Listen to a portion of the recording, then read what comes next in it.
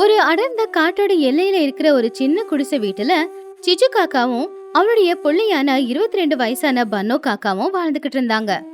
அந்த வீடு வெயில் காலத்துல ரொம்பவும் அனலா இருக்கும், மழை காலத்துல தண்ணி சொட்டிக்கிட்டு இருக்கும். சிச்சு காக்கா ரொம்பவும் கஷ்டப்பட்டு உழைச்சி வர பணத்துல தான் புள்ளைய ரொம்ப நல்லபடியா பாத்துக்க முயற்சி பண்ணிக்கிட்டு இருந்தா. அம்மா, இன்னைக்கு அடிக்கிற இந்த வெயில என்னால தாங்க முடியலம்மா. நம்ம வீடு ஓட்டு வீடு ஆனதுனால வெயில் ரொம்ப சூடடிக்குதம்மா. ஒவ்வொரு நாளும் இந்த கெவுரு மாவு கஞ்சி குடிச்சு குடிச்சு நாக்கெல்லாம் செத்து போயிருக்கு. நல்ல சாப்பாடு எப்பமா சாப்பிடுறது? என்னப்பா பண்றது? ஒவ்வொரு நாளும் கூலி வேலைக்கு போய் சம்பாதிக்கலன்னா நம்ம வீட்டை நடத்த முடியாது. இந்த வீட்டுக்கு வாடகை கட்டுறதுக்கே என்னால முடியல. உனக்கு நல்ல சாப்பாடு சமைச்சு போடணும்னு எனக்கும் ஆசைதான். ஆனா என்னப்பா பண்றது? கொஞ்சம் காத்துக்கிட்டு இருப்பா. நாளைக்கு நல்ல வேலை கிடைச்சா நீ கேட்ட மாதிரி சமையல் செஞ்சு போடுறேன். பரவாயில்லம்மா, நீங்க எனக்கு போடுற இந்த கெவுரு மாவு கஞ்சியே எனக்கு ஒவ்வொரு நாளும் அமிர்தம்மா. நீங்க கண்ணீர் விடாதீங்க. எனக்கு இதே போதும், நீங்க கவலைப்படாதீங்க. என்ன சிச்சு, அம்மாவும் பிள்ளையும் ஏதோ பேசிக்கிட்டு இருக்கீங்க? சரி, நான் தோட்டத்துக்கு போயிருந்தேன்னா தக்காளி கத்திரிக்காய் எல்லாம் பறிச்சுக்கிட்டு வந்தேன். உங்களுக்காக தான் கொண்டு வந்திருக்கேன். இந்த சிச்சு, வாங்கிக்கோ. துணி, உனக்கு ரொம்ப நன்றி துணி. நல்லதா போச்சு. இன்னைக்கு எனக்கு மார்க்கெட்டுக்கு போக வேண்டிய செலவும் மிச்சமாயிருச்சு. நீ எப்பவுமே இப்படிதான் எங்களுக்காக ஏதாவது ஒண்ணு செஞ்சுக்கிட்டே இருக்க. அதே நேரத்துல பட்டுப்புடவைய கட்டிக்கிட்டு பட்டணத்துல இருந்த ஸ்டைலா பேக மாட்டிக்கிட்டு லூசி புறாவும் மகிக்கழுகும் சிச்சு காக்காவோட வீட்டுக்கு வந்தாங்க. அவங்க பட்டணத்து உறவுக்காரங்க இல்ல, ரொம்ப திமுரு பிடிச்ச உறவுக்காரங்களும் தான். அடடே லூசி, இது என்னது இது? இதுவா சிச்சுவோட வீடு? சின்ன குருவிங்க கூண்டு மாதிரி இருக்குது. இங்கேயா நம்ம தங்க போறோம்? நம்ம பட்டணத்துல இருந்து வந்திருக்கோம். நம்மளோட பட்டு புடவை எல்லாமே நாசமாயிடுச்சு. ஏ சிச்சு, சிச்சு. ஆமா மகி, எனக்கு கூட இத பாக்கும்போது அப்படிதான் தோணுது. இந்த சிச்சு இந்த குடிசை வீட்ல எப்படி இருக்கா? நம்ம பட்டணத்துல அவ்வளோ பெரிய பேலஸ் மாதிரி இருக்கிற வீட்ல இருந்துட்டு இந்த குடிசை பார்க்கும்போது நம்மளுக்கும் அப்படிதான் தோணுது. ஏ சிச்சு, வாடி வெளியே. லூசி அண்ணி, மகி அண்ணி, நீங்களா? நீங்களா என்ன தேடி என் வீட்டுக்கு வந்திருக்கீங்க? நீங்க என் வீட்டுக்கு வருவீங்கன்னு நான் யோசிக்கவே இல்லை. வாங்க வாங்க, உள்ள வந்து உட்காருங்க. என்ன சிச்சு, வீட்டுக்குள்ள வர சொன்ன, வீட்டுக்குள்ள வந்து பார்த்தா உன் நிலைமை இப்படி இருக்கு. கதவுக்குள்ள நுழையும் போதே நான் தலையை இடிச்சுக்கிட்டேன். அந்த கதவு கூட நான் நுழைஞ்சு வர அளவுக்கு கூட பெருசாவே இல்ல. வந்து உள்ள உட்கார சொன்னியே, உள்ள என்ன இருக்குன்னு அப்படி எங்களை கூப்பிட்டு உள்ள வந்து உட்காருங்கன்னு சொன்னேன். ஐயோ சிச்சு, என்னது இது? உன் வீட்டுக்குள்ள வந்து உட்கார சொன்ன, இங்க என்னவோ காத்து கூட வரல. என் மூஞ்சிக்கு போட்ட மேக்கப் எல்லாம் கரைஞ்சு போகுது. இங்க ஆஃப்டர் ஆல் ஒரு ஃபேன் கூட இல்லையா? ஐயோ அண்ணி, உங்களுக்கு என்னோட நிலைமை தெரிஞ்சது தானே. நான் கிராமத்துல கஷ்டப்பட்டு இருக்கிறவ. சரி, நீங்க அவ்வளோ தூரத்துல இருந்து பட்டணத்துல இருந்து வந்திருக்கீங்க. உங்களுக்கு குடிக்க பானை தண்ணி சில்லுன்னு கொண்டு வரேன், இருங்க. என்ன சிச்சு, எங்களை இந்த பானை தண்ணிய குடிக்க சொல்றியா? உனக்கு தெரியாதா? சிட்டில நாங்க எல்லாருமே ஃபில்டர் தண்ணியை தான் குடிக்கிறது. எங்களுக்கு இதெல்லாம் தேவையில்லை. இருந்தா ஃப்ரூட் ஜூஸ் ஏதாவது கொண்டு வா. ஏன்னா தொண்டை எல்லாம் காஞ்சு போகுதுல. சிச்சு, அப்படியே எங்களுக்கெல்லாம் ரொம்ப பசி எடுக்குது. மத்தியானத்துக்கு காஸ்ட்லியான ஃபுட்டு, ஃபிஷ் கபாப் எல்லாத்தையும் ரெடி பண்ணிடு. அதுக்கப்புறம் சாம்பார் அப்பளம்னு ஏழைங்க சாப்பிடுற மாதிரி சாப்பாடு போடாது. எங்களுக்கு அதெல்லாம் பழக்கம் இல்லை. மகியத்த, லூசியத்த, இங்க பாருங்க, எங்க அம்மா டெய்லி கூலி வேலைக்கு போறவங்க. அவங்க கிட்ட அவ்வளோலாம் பணம் இல்லை. எனக்கே எங்க அம்மா கூலும் கஞ்சியும் தான் ஊத்துறாங்க. வேணும்னா அதை குடிச்சிட்டு நீங்க கிளம்புங்க.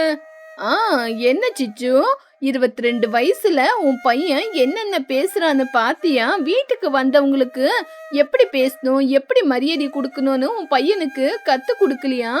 இந்த மாதிரி பேச்சுங்க கேட்கறதுக்காகவா அவ்வளோ தூரத்துல இருந்து நாங்க வந்திருக்கோம். சாயந்தர நேரம் ஊர்ல கொஞ்சம் கொஞ்சமா வானிலை மாற ஆரம்பிச்சுது. சாதாரணமா வீசிக்கிட்டு இருந்த காத்து இப்ப பெரிய புயல் காத்து மாதிரி வீசிச்சு. இடி மின்னல் சத்தத்தோட ஊருக்குள்ள பயங்கரமா மழையும் பெய்ய ஆரம்பிச்சுது. ಅಯ್ಯೋ ಲೂಸಿ, ಈ ಅಂಚಿನ ಮನೆ ಬೇರೆ ತುಂಬಾನೇ ಸೋರ್ತಾ ಇದೆ. ಈ ಗುಡುಗು ಮಿಂಚಿಗೆ ನನಗೂ ಕೂಡ ತುಂಬಾ ಭಯ ಆಗ್ತಾ ಇದೆ. ನಮ್ಮ ಚಿನ್ನಾಭರಣ ರೇಷ್ಮೆ ಸೀರೆ ಇರುವ ಬ್ಯಾಗ್ ಎಲ್ಲ ನೆಂದೋಗ್ತಾ ಇದೆ. ಹೌದು ಮಗಿಯವ್ರೆ, ನನ್ನ ಬ್ಯಾಗ್ ಕೂಡ ನೆಂದೋಯ್ತು. ನನ್ನ ರೇಷ್ಮೆ ಸೀರೆ ಎಲ್ಲ ಹಾಳಾಯ್ತು. ಅಯ್ಯೋ, ಯಾಕಾದ್ರೂ ಈ ಮನೆಗ್ ಬಂದು ಇಲ್ಲಿ ನೋಡು ಚಿಚ್ಚು ನಮ್ನ ಕಾಪಾಡು, ನಮ್ಗೆ ತುಂಬಾ ಭಯ ಆಗ್ತಿದೆ. அம்மோ கிளைமேட் ரொம்ப பயங்கரமா இருக்குமா, காத்து வேற பயங்கரமா வீசுது, நம்ம வீடு விழுந்துருமான்னு பயமா இருக்கு. இடி சத்தத்துக்கு காது குயின்னு சத்தம் கேக்குது. பயப்படாதப்பா சின்னு, நம்ம வீடு நம்மள காப்பாத்தோம், ஒன்னும் ஆவாது. பாவம் அன்னிங்க அவ்வளவு தூரத்துல இருந்து வந்திருக்காங்க, அவங்களுக்கு தான் ஏதாவது செய்யணும். சிச்சு, இந்த மழைய பார்த்தேன்னா காடையே முழுங்குற மாதிரி இருக்கு. எல்லா பக்கமும் மழைதான். எனக்கு என் வீட்டுக்குள்ள இருக்கிறதுக்கு பயமாயிட்டு நானே இங்கக்கே வந்துட்டேன். ஆமா சிச்சு, என்னோட வீட்ல கூட அடிக்கிற காத்து மழைக்கு ஓடெல்லாம் எகிரி போச்சு. அதனாலதான் நானும் என் பையனும் பூர்த்தியா நனைஞ்சு போயிட்டோம். மழை விழுந்துகிட்டே இருக்கு, குறையவே மாட்டேங்குது. ஆமா சிச்சு, காட்டுக்குள்ள எங்க பார்த்தாலும் வெறும் தண்ணியா தான் இருக்கு. அடிக்கிற இந்த காத்து மழைக்கு காடே முழுங்கிரும் போல. சிச்சு, எங்களை காப்பாத்து சிச்சு. அடிக்கிற மழைக்கு நாங்க எல்லாருமே தண்ணியில அடிச்சுக்கிட்டு போயிடுவோமோன்னு எனக்கு பயமா இருக்கு. எங்களோட தங்க நகை பணம் எதுவுமே எங்களை காப்பாத்தல. நீங்க யாருமே பயப்படாதீங்க. வீட்டுக்கு வெளியே பெரிய அரச மரம் இருக்கு, அதுக்கு அடியில தண்ணி அவ்வளவா படாது. உங்களோட பட்டு புடவை நகை நட்டெல்லாம் பாழானாலும் பரவாயில்ல, உங்களோட உயிர் இருக்கணும். மழை குறையிற மாதிரி தெரியல, அதிகமா தான் ஆயிக்கிட்டு இருந்துச்சு. அந்த நேரம் வீட்ல இருக்கிற எல்லாருக்குமே பசியும் அதிகமாச்சு. சிச்சு, எனக்கு ரொம்ப பசி எடுக்குது. நாங்க சொன்ன மீன் குழம்பு எங்க? இந்த குளிருக்கு எங்களுக்கு உண்மையிலேயே ரொம்ப பசிக்குது. ஆமா சிச்சு, எனக்கு கூட இந்த குளிருக்கு ரொம்பவே பசி எடுக்குது. ஆத்துக்கு போய் மீன் பிடிக்கவே முடியாதே. இந்த காத்து மின்னல் மழைக்கு ஆத்துக்கிட்ட போய் மீன் பிடிச்சா அந்த ஆத்து தண்ணியில நம்மளே அடிச்சுக்கிட்டு போயிட மாட்டுமா? அம்மா எனக்கு கூட ரொம்ப பசி எடுக்குதும்மா. இந்த குளிருக்கு என்னோட சிறகுங்க ஒண்ணுக்கொன்னு ஒட்டிக்கிட்டு இருக்கு. காலையில இருந்து நான் கூட எதுவுமே சாப்பிடல. யாரோ கூட கவலைப்படாதீங்க, உங்க எல்லாரோட பசியை தீர்க்க வேண்டியது என்னோட கடமை. இந்த சிச்சு காக்கா இருக்கும்போது நீங்க யாராவது பசியில தவிக்கலாமா? நம்ம மீன் பிடிக்க ஆத்துக்கு போனோன்னு ஒண்ணு இல்ல, எல்லாரும் ஒரு தடவை வெளியே எட்டி பாருங்க. என்ன பேசிக்கிட்டு இருக்கிற சிச்சு? மழை சாப்பாட்டை எப்படி கொண்டு வரும்? மழை தண்ணிய கொண்டு வரும், சாப்பாட்டை எப்படி கொண்டு வரும்னு எனக்கு எதுவுமே புரியல. மகி, நீங்க எல்லாரும் ஒரு தடவை வெளியே போய் பாருங்க. வெளியே அடிக்கிற மழைக்கு ஆத்துல இருக்க வேண்டிய மீனெல்லாம் இப்போ வெளியே சரண்டில போற தண்ணியிலேயே அடிச்சுக்கிட்டு வந்திருக்குங்க. இப்ப நம்ம வெளியே போய் அந்த காவாயில ஓடுற தண்ணியில இருந்து மீனை பிடிக்கலாம். ஜாலரிய எடுத்துட்டு போனா போதும். அட சிச்சு, நீ சொன்னது என்னவோ உண்மைதான். அடிச்ச மழைக்கு தண்ணியில அடிச்சுக்கிட்டு வந்து மீனெல்லாம் நம்ம வீட்டு வாசப்படியில தான் எகிரிக்கிட்டு இருக்கு. உன் கண்ணு ரொம்ப ஷார்ப்பு. நம்ம எல்லாரும் இப்ப ஃப்ரெஷ்ஷான மீனை பிடிச்சி குழம்பு வச்சு சாப்பிடலாம். மீன் என்னவோ கிடைச்சிருச்சு. இப்போ அந்த மீனை எப்படி பிடிக்கிறது? என்கிட்ட இருக்கிற கூடையில புடிச்சு போடுறதா? ஆமா சோட்டு, நீ துணியை கூட்டிட்டு போய் உன் கையில இருக்கிற கூடையில அந்த மீனை புடிச்சு போடு. நான் என்னோட மூக்கோட உதவியால சீக்கிரமா மாங்காய் மரத்துல இருந்து மாங்காவை பிரிச்சுக்கிட்டு வரேன். அடிச்சுக்கிட்டு இருக்கிற இந்த மழைய பத்தி கொஞ்சம் கூட கவலைப்பட மாட்டேனா? ஆமா சிச்சு, எங்க பசிய தீக்கிறதுக்காக நீ எவ்வளவு கஷ்டப்படுற. உன்னோட மன தைரியத்தை பார்த்தா எங்களுக்கு ரொம்பவே பெருமையா இருக்கு. துணி பாத்தியா, நம்ம கூட நிறைய நம்ம மீனை பிடிச்சிட்டோம். சிச்சு சொன்ன மாதிரி எவ்வளவு ஃப்ரெஷ்ஷான மீன் கிடைச்சிருக்கு பாரு. சிச்சு காக்கா அந்த மலையில வெளியே போய் ஒரு பச்சை மாங்காவ அவ கொக்குல கடிச்சுக்கிட்டு வீட்டுக்கு வந்தா. எல்லாரும் அவளுக்காக தான் காத்திருந்தாங்க. இந்த துணி, நான் மாங்காய் மரத்துல ஏறி புழுப்பா இருக்கிற மாங்காவை பிரிச்சுக்கிட்டு வந்திருக்கேன். இந்த மாங்காவை மீன் குழம்புல போட்டா மீன் குழம்பு ரொம்ப ருசியா இருக்கும். ஆமாம் சிச்சு, மீன் குழம்பு வைக்கிறதுக்கு நம்மளுக்கு எல்லா பொருளுங்களும் கிடைச்சிருக்கு. துணி, நீ மீன் குழம்புக்கு எல்லாத்தையும் ரெடி பண்ணிக்க. நாங்க எல்லாரும் உனக்கு உதவி செய்யறோம் துணி. நான் முதல்ல போய் காஞ்சி போன புல்ல கொண்டு வந்து தீ போடுறேன். அந்த தீ நெருப்புக்கு உங்க குளிரெல்லாம் போயிடும். குஹு, நீ போய் அந்த கத்தியால இந்த மாங்காவை சின்ன சின்னதா வெட்டி வை. சோட்டு, நீ போய் இந்த மீன் குழம்புக்கு தேவையான மசாலாங்களை ரெடி பண்ணு. நான் பின்னாடியே வந்துடுறேன்.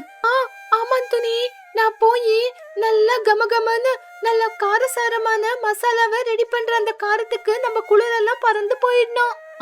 துணி, இந்த மாங்காவை சின்ன சின்னதா கட் பண்ண. இத கட் பண்ணும்போது இதோட புளி வாசத்துக்கு வாயில எச்சில் ஊறுது. துணிக்குருவி ஒரு மண்பானையில வெட்டி வச்ச மாங்காய் துண்டு, மீன் துண்டு, அதுக்காக அவ அம்மியில அரைச்ச மசாலா, இது எல்லாத்தையுமே போட்டு சமைக்க ஆரம்பிச்சா. துணி, இந்த வாசம் என்ன இவ்வளவு அற்புதமா இருக்கு. மாங்காவோட புளி வாசம், அதே மாதிரி மிளகாவோட காரமான காட்டு, இந்த மீனோட வாசம் ரொம்ப அற்புதமா வருது. உண்மைதான் மகி, இந்த ஸ்மெல்லுக்கே என்னோட சோர்வெல்லாம் என்னை விட்டு போயிடுச்சு. வெளிய கொற்ற மலையில வீட்டுக்குள்ள சுட சுட மீன் குழம்பு. மீன் குழம்பு ரெடி ஆயிடுச்சு.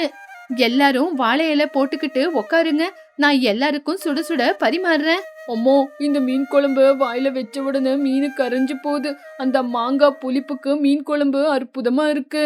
சிச்சு, நான் சிட்டில எவ்வளோ ஹோட்டல்ல எவ்வளோ மீன் குழம்பு சாப்பிட்ருக்கேன். அது எதுவுமே இவ்வளோ ருசியாவே இருந்ததில்ல. இந்த கொற்ற மலையில மலைய பத்தி கூட கவலைப்படாம எங்களுக்காக போய் எல்லாம் செஞ்சு கொடுத்துருக்க. உனக்கு ரொம்ப நன்றி சிச்சு. ராத்திரி நேரமும் ஆச்சு. காலையில சூரியன் வெளிச்சமா வெளியில வந்தான். ஆகாயத்துல மேகங்கள் எல்லாம் வெள்ளையா இருந்துச்சு. மெதுவா மேகங்களும் நகர்ந்து போய்கிட்டு இருந்துச்சு. மகிகளுகோ லூசிபுராவும் அவங்க செஞ்ச தப்ப புரிஞ்சுக்கிட்டாங்க. சிச்சு, என்ன மன்னிச்சிடு சிச்சு. நான் பணக்காரிங்கிற திமிரால உங்ககிட்ட வாய்க்கு வந்த மாதிரி பேசிட்டேன். ஆனா நீ இன்னைக்கு எங்களை ரொம்ப நல்லா கவனிச்சுக்கிட்ட. எங்க பணம் நகை எதுவுமே எங்களை காப்பாத்தல. கேவலம் உன்னோட ஓட்ட வீடு தான் இன்னைக்கு எங்க பசியையும் தீர்த்து எங்களையும் இந்த மலையில இருந்து காப்பாத்திருக்கு. ஆமா சிச்சு, நாங்க பணம் இருக்கிற திமிருல ரொம்ப கர்வமா எங்க திமிர உங்ககிட்ட காட்டிட்டோம். ஏழையா இருந்தாலும் எங்களை காப்பாத்தணும், எங்களுக்கு செஞ்சு போடணும் அப்படிங்கிற மனசு உங்ககிட்ட தான் இருந்துச்சு. எங்களை மன்னிச்சிருச்சு. ஐயோ, நீங்க அப்படியெல்லாம் பேசாதீங்க. பணம் இன்னைக்கு வரும், நாளைக்கு போயிடும். ஆனா நம்மளோட சொந்த பந்தம் அப்படிங்கிறது நிரந்தரமானது. யாரே நம்ம வீட்டுக்கு வந்தாலும் அவங்கள நல்லபடியா பார்த்து அனுப்புறது நம்மளோட கடமை. உங்க தப்ப நீங்க உணர்ந்துட்டீங்க, அவ்வளவு போதும். ஆமா ஆண்டி, பணம் இருக்கிறவங்க மட்டும் பெரிய பணக்காரங்க இல்ல, நல்ல மனசு இருக்கிறவங்க தான் பணக்காரங்க. பாத்தீங்களா மகி, நல்ல மனசோட அன்பால எதை சமைச்சாலும் அது அற்புதமா அமிர்த மாதிரி தான் இருக்கும். நம்ம சந்தோஷமா வாழலாம். நாங்க பட்டணத்துக்கு கிளம்புறோம். இந்த கிராமத்து பறவைங்க கூட சேர்ந்து நல்லத எல்லாமே படிச்சுக்கிட்டோம். கூடிய சீக்கிரம் உன்னோட ஓட்டு வீட நல்ல வீடா மாத்துறதுக்கான உதவிக்கு நாங்க என்ன செய்யணுமோ அதெல்லாம் கூடிய சீக்கிரம் செய்யறோம். ஆமா சிச்சு, உன்னோட நல்ல மனசு நல்ல குணம் எங்களை மாத்திருச்சு. நீ எப்பவுமே நல்லா இருக்கணும். அப்படி பட்டணத்துல இருந்து சிச்சுவோட வீட்டுக்கு வந்த உறவுகள் சிச்சுவோட நல்ல மனச புரிஞ்சுக்கிட்டு சந்தோஷமா அங்கிருந்து போனாங்க. வாழ்க்கையில பணம் மட்டுமே முக்கியம்னு நினைக்கிறவங்க தப்பு பண்றாங்கன்னு அர்த்தம். சுத்தி இருக்கிற சொந்த பந்தங்களும் முக்கியம் அப்படின்னு நினைக்கிறவங்க தான் எந்த நேரத்திலயும் பணம் இருந்தாலும் இல்லைனாலும் சந்தோஷமா வாழ முடியும்.